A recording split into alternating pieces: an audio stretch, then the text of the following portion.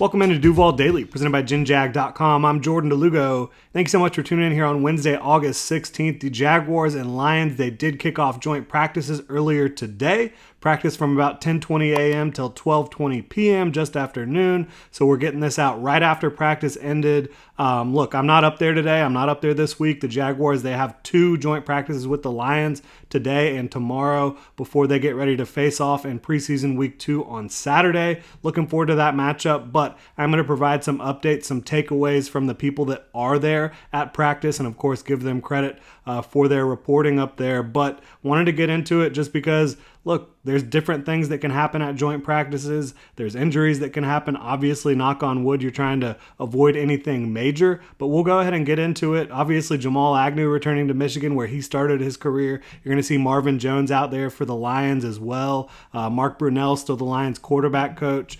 Getting into what we saw, or what we heard and saw from the Jaguars Twitter account and from others that are up there. Brent Martineau and Stuart Weber of Action Sports Jax both did a fantastic job up there today, reporting on as much as they could from 11 on 11 and the team periods of practice. So according to a bunch of sources, not just Brent and Stuart, but also Jeff Risdon, also Nick Baumgardner, who's up there from The Athletic, Devin Lloyd had a fantastic practice. An amazing day for Devin Lloyd. One-handed interception off of Jared Goff. Several other pass breakups as well. Sounded like he was just all over the place today, which is what you've seen from him so far in training camp and in preseason week 1. Did not get a ton of snaps against the Cowboys, but when he was out there, he was lights out. He was all over the field. He was where he was supposed to be. He was filling up gaps. He was where he was supposed to be in coverage. Looked really comfortable. I guess that's continuing over to these joint practice sessions with the Detroit Lions. That's really good to see for the first round pick. Jaguars traded back into the first round to land him in 2022. He had a little bit of a rough go of it in his rookie year, partially due to the fact that he missed most of training camp with a hamstring injury. Put him behind the 8 ball. He was swimming upstream a little bit during year 1 in this Mike Caldwell system, but looks like it is full speed ahead for Devin Lloyd going into year 2 here. Sounds like and looks like, again, based on those Jaguars Twitter videos, that Trevor and his top 4 receivers had a really fun day out there. You had touchdowns to Calvin Ridley, Christian Kirk, Zay Jones. Evan Ingram also had a big day. Don't know if he got in the end zone, but according to Brent Martineau, he was very difficult to cover, which should come as no surprise. In this offense, Evan Ingram is a mismatch problem, especially when you factor in Calvin Ridley, Christian Kirk, Zay Jones, what you've got out of the backfield with Travis Etienne and Tank Bigsby, all that fun stuff. But yeah, the Jaguars Twitter account, if you haven't seen it, go check out the highlights. Christian Kirk was able to get a touchdown from Trevor Lawrence. So was Zay Jones in the back of the end zone where he had to drag a toe. A really good catch from him. Calvin Ridley had one that was in the red zone, and then Calvin Ridley also had a super deep one, deep down the field where he was wide open. So that's just more of the same from what you've seen so far from Jaguars training camp, what you saw brief glimpses of in the preseason week 1 game from the Jaguars starting offense, that passing game looking really good.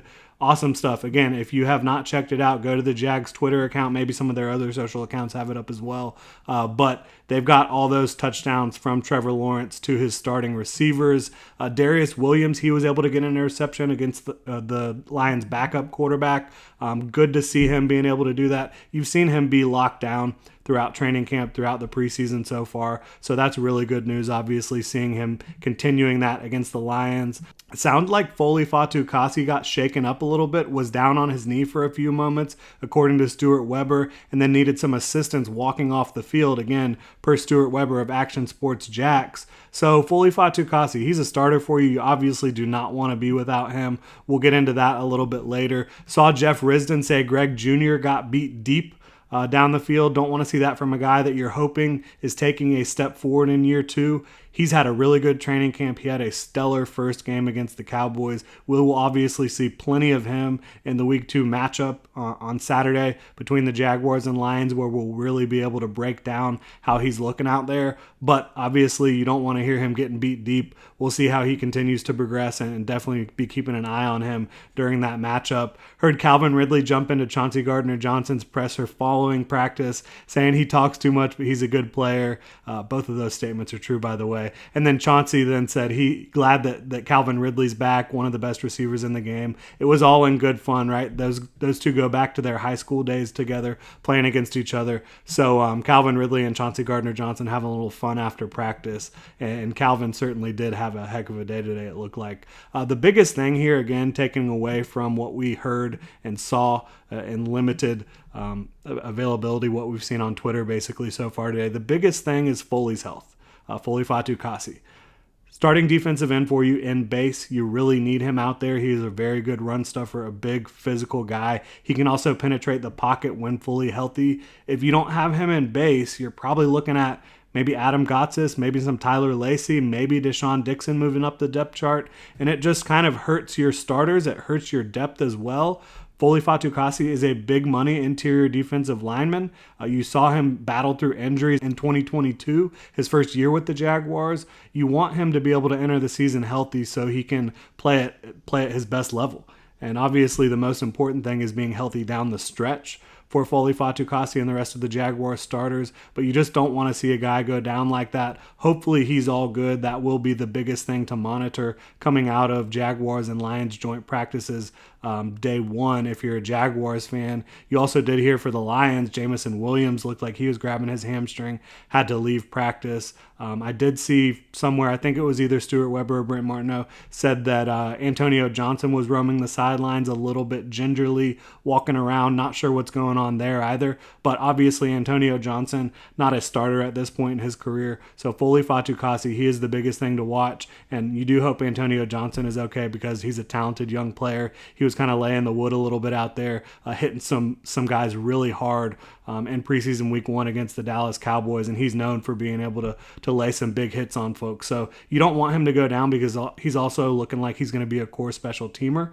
But biggest things here, Foley Fatukasi, Antonio Johnson, want to make sure they're healthy. We will provide updates as soon as we get them on those guys, if there are any updates to be had. Hopefully it's just more nothing when it comes to the injury front than anything else, but we'll see how that plays out. Thank you so much for tuning in. If you're enjoying the content here, please like, subscribe, hit the notification bell. If you want to support the channel further, you can check out jinjag.com/shop, pick up some new Duval gear. Again, thank you so much for tuning in. Y'all have a good one.